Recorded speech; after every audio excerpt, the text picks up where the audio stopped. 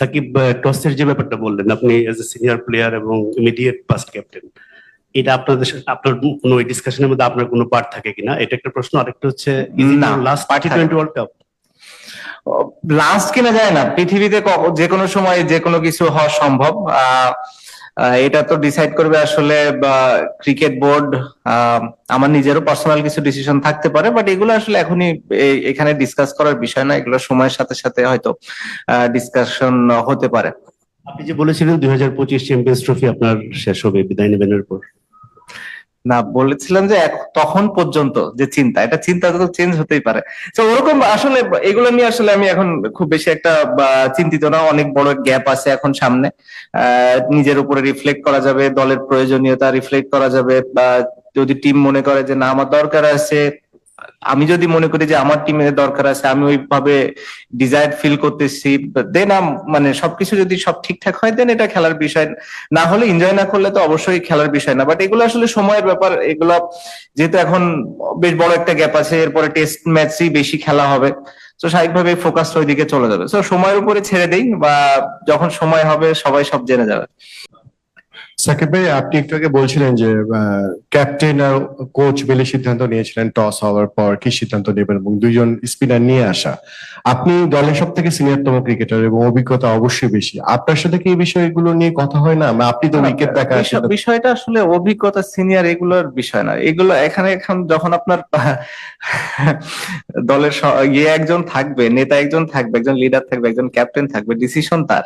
এখানে যদি ডিসিশন আমরা মানে ভালো করতাম তাহলে ক্যাপ্টেনের ক্রেডিট যেত, খারাপ করলে কোচ ক্যাপ্টেনের ডিসিশনের উপরে আমরা কোশ্চেন মার্ক দেই। এটা খুবই নর্মাল, খুবই যুক্তিযুক্ত আমার কাছে মনে হয়। কিন্তু দ্যাটস হাউ ইট গোজ। এটাই খেলা দিয়ে যখন যদি দেখা যেত ফার্স্ট 2 ওভারে 2টা উইকেট আমরা নিয়েছি, তখন আসলে মনে হতো যে না, খুব ভালো ডিসিশন হয়েছে। যেহেতু 2 ওভারে 2টা উইকেট পড়ে নাই, স্বাভাবিকভাবে তখন মনে হচ্ছে না, এই উইকেটে হয়তো ব্যাটিং করলে ভালো হতো। টি20 টিম হিসেবে আমাদের প্রোগ্রেসটা কি অনেকদিন ধরে আটকে আছে কিনা, মানে নেক্সট স্টেজে যাওয়ার জন্য আসলে আমরা কোন দিক দিয়ে পিছিয়ে আছি, মানে আর কত সময় লাগবে আসলে পরের স্টেজে যেতে, to become a more better side, competitive side? কতদিন লাগবে এটা তো আসলে আমার জন্য বলাটা কষ্ট। ডিসিশন মেকারদের ডিসিশনটা আমার কাছে মনে হয় যে এখানে ইম্পর্টেন্ট, যে আমরা কোন নজরে দেখতে চাই কিংবা কোন দৃষ্টিভঙ্গিতে আমরা দেখতে চাই আমাদের টিমকে, কোন অবস্থাতে দেখতে চাই। আমি জানি না বা প্রশিক্ষক আমাদের কি কথা বলেছে, বাট আপনি যেটা বললেন, আমার ধারণা সে যদি মুখে বলেও থাকে, ভেতরে হয়তো এই বিশ্বাসটা তার ছিল না, মানে যে এরকম চিন্তা করেনি। কারণ আমাদের টিমের ভেতরে আমরা সবসময় চিন্তা করছিলাম যে আমরা ভালো কিছু করতে আসছি এবং ভালো কিছু করব। বাট যদি আপনি রেজাল্ট দেখেন কিংবা মাঠের পারফরমেন্স দেখেন, আমরা আসলে ওইভাবে কোনো ফাইটই শো করতে পারিনি। যেটা আপনার সাথে আমি এগ্রি করব যে ডিসঅ্যাপয়েন্টিং, যে আমরা যখন 2টা বড় দেশের সাথে খেললাম, যারা হয়তো এই ওয়ার্ল্ড কাপের খুব মানে কাছাকাছি দাবিদার হওয়ার, সো তাদের সাথে যখন আমরা খেলছি, আমাদের গ্যাপটা তখন খুব ভালোভাবে পরিলক্ষিত হয়েছে। আসলে সেটা আমার কাছে ডিসঅ্যাপয়েন্টিং যে আমাদের এখনো এত বেশি গ্যাপ আছে, বা এতদিন ধরে আমরা এই ফরম্যাটটা খেলছি, যেহেতু 2 বছর পর পর ওয়ার্ল্ড কাপ হয়, খুব তাড়াতাড়ি রিফ্লেক্ট করার একটা সুযোগ হয়। তো সেই দিক থেকে অবশ্যই ডিসঅ্যাপয়েন্টিং। আর কবে নাগাদ হবে এটা আসলে বলাটা মুশকিল, বাট এটা সময়ের উপর ছেড়ে দিতে হবে। আপনি তো টিমে একজন এক্সপেরিয়েন্স খেলোয়াড় এবং অনেকদিন যাবত বাংলাদেশ টিমকে দেখছেন।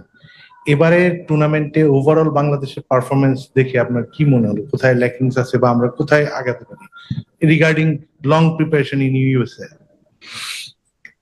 যদি রেজাল্টের কথা বলেন, আমি বলবো যে অবশ্যই রেজাল্ট ওয়াইজ আমরা মোটামুটি একটা অবস্থানে আছি। আমরা 6টা ম্যাচ খেলেছি, 3টা জিতেছি, 3টা হেরেছি।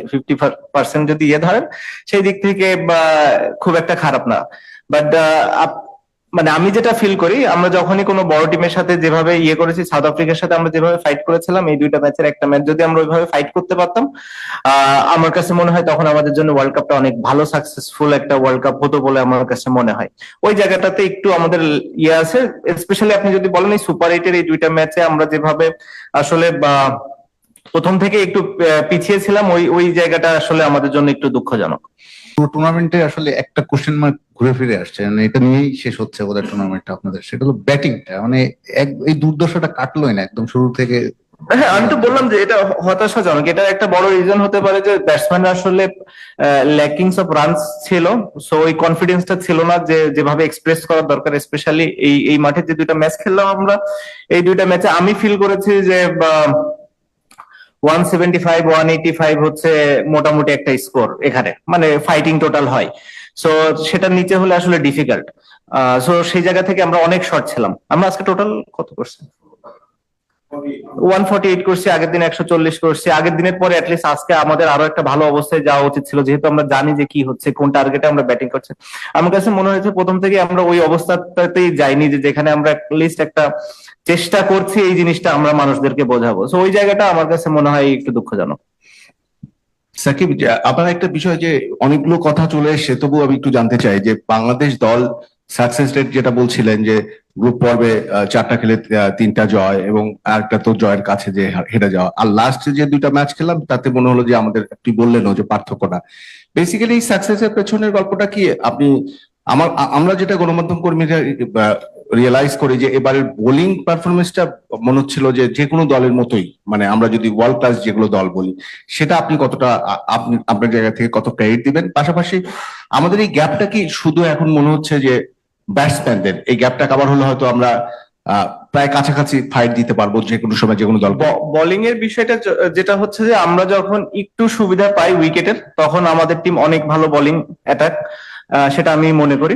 ফ্ল্যাট ট্র্যাকে আমাদের এখনো অনেক ইমপ্রুভমেন্টের জায়গা আছে, বাট যেহেতু এবার আসলে উইকেট গুলো একটু সুইটেবল ছিল বোলারদের জন্য, আমরা অসাধারণ বোলিং করেছি। বোলারদের অবশ্যই ক্রেডিট দিতে হয়, যেভাবে বোলিং তারা করেছে। সো ওই ক্রেডিটটা তাদের থেকে কেড়ে নেওয়ার কোনো রিজন নাই। বাট আমি যেটা বললাম যে একদম যখন ফ্ল্যাট ট্র্যাকে কখনো যখন খেলা হয়, তখন আমরা হয়তো একটু স্ট্রাগল করি, বাট একটু সুবিধা থাকলে আমরা তখন অনেক ভালো বোলিং দল। আর ব্যাটিং এর ক্ষেত্রে হ্যাঁ, যখন ওই যে ফ্ল্যাট উইকেট হয়, যখন 180 200 রানের উইকেটের খেলাগুলো হয়, তখন আমরা পিছিয়ে যাই। আসলে আমরা 130 140 150 এর গেমটা আমরা খুব ভালো জানি, কারণ আমরা ওই ধরনের গেমই সবসময় খেলে অভ্যস্ত। তো স্বাভাবিকভাবে ওইটার সাথে আমরা যেহেতু পরিচিত, ওটা আমাদের কাছে অনেক ফ্যামিলিয়ার। যখনই 180 190 200 এ যায়, আসলে আমাদের ওই চিন্তা ওই লেভেলের আসে না। তো এটা আপনি বলতে পারেন, এটা আমাদের যেহেতু টুর্নামেন্ট যখন যেগুলো আমরা খেলি, সেগুলোতে আমরা যেভাবে খেলি, ওইটা থেকে আসলে বের হয়ে আসাটা তো মুশকিল।